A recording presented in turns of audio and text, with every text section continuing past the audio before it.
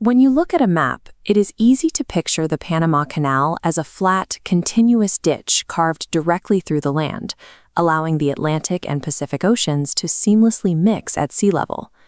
The reality of Panama's geography is much more difficult. The engineers who finished the project in 1914 realized cutting a sea-level trench through the country's mountainous spine would cost too many decades and lives. So ships do not sail through Panama. They climb over it. To create the middle landing for this climb, engineers dammed the wild Chagres River. The water backed up, drowned the surrounding valleys, and formed Gatun Lake, creating the massive reservoir that powers the entire operation. This lake sits roughly 85 feet above sea level. Because it is perched high in the mountains, no ocean water ever flows into it. Its depth relies entirely on the tropical rain falling on the jungle hills around it. That detail matters because of the massive volume required to operate the canal. Every time a single ship crosses, the system uses approximately 50 million gallons of fresh water. Once a vessel clears the final lock, all 50 million gallons of that fresh water slide downhill, spill out into the saltwater ocean, and are gone for good. The world's busiest maritime shortcut spends its rainwater to move cargo. 5% of all global shipping relies entirely on the clouds showing up to refill a single lake. The 1914 lock system functions exactly as it did a full century ago. A ship pulls into a tight concrete chamber, heavy steel doors close, and water rushes in from the higher lake. There are no pumps. Gravity alone fills the chamber, listing the ship like a toy in a bathtub. Small electric locomotives on rails, called mules, keep the massive vessels steady and centered, but the water itself does all the actual lifting. Yet the shipping industry is not the only entity draining the lake.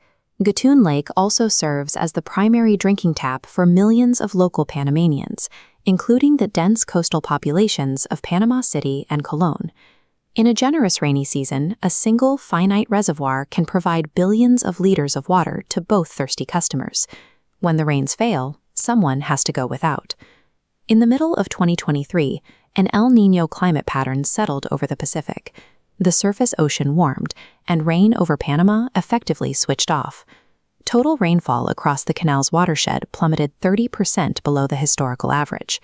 As the lake dropped to a record January low, the Canal Authority faced a brutal equation. Every ship they waved through spent water they could not get back. Wave through too many, and two major cities lose their drinking supply. Engineers deployed every trick available. They ran ships in tandem, squeezing two hulls into one chamber. The cross filled the locks, draining water from a higher chamber into a lower one to recycle it before it hit the ocean. But clever engineering only slows a falling reservoir. It does not refill it. With the lake continuing to drop, the canal slashed its daily crossings, dropping from 36 ships a day down toward 18. For the ships that were allowed to cross, the authority mandated a shallower draft. Vessels had to travel lighter, carrying fewer containers, requiring even more trips to move the same amount of global cargo. Dozens of massive bulk carriers and container ships ended up dropping anchor off the coast. Fully loaded, they sat idle in the flat heat for weeks, burning fuel and paying crew wages while waiting for a crossing slot.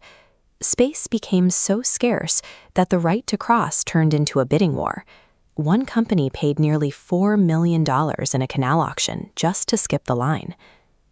Physics overrode engineering. A lack of rain in a Central American jungle successfully choked off one of the Earth's primary trade arteries. Captains facing a 2-week wait in Panama began doing the math.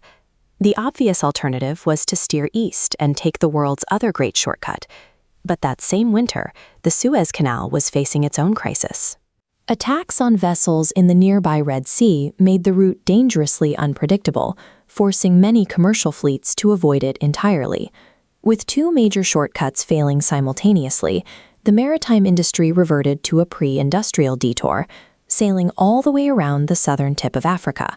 The Cape of Good Hope adds thousands of miles, roughly 10 extra days at sea, and a massive fuel bill to every voyage. This chart shows the spot rate to ship one container from Asia to the U.S. East Coast. Sitting near $1,400 in December 2023, the price climbed to roughly $3,800 by mid-January, a jump of more than 150% in a matter of weeks. The delay hit American exporters perfectly out of phase. Midwestern farmers floating grain down the Mississippi and tankers carrying liquefied natural gas suddenly faced paralyzed routes and breached delivery contracts right in the middle of shipping season. Because the canal carries 5% of global maritime trade, those inflated freight costs folded directly into the price of manufactured goods, metals, and electronics around the world.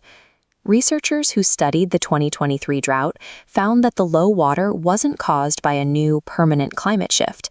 It was a severe natural El Nino cycle crushing a system already stretched thin by a growing population and aging infrastructure. Panama's proposed solution to guarantee future crossings is a massive undertaking. The country plans to dam another waterway, the Rio Indio, and pipe its flow into the canal's watershed to give the system a deeper cushion. To buy the canal that extra reserve of stored rain, the new dam will flood fresh valleys and force the farming families currently living on that land to leave their homes. The Panama Canal has moved ships for over a century at almost no running cost because it relies entirely on free rainwater and gravity. That brilliant design is exactly what makes it fragile. The mightiest shortcut on Earth remains completely at the mercy of the weather.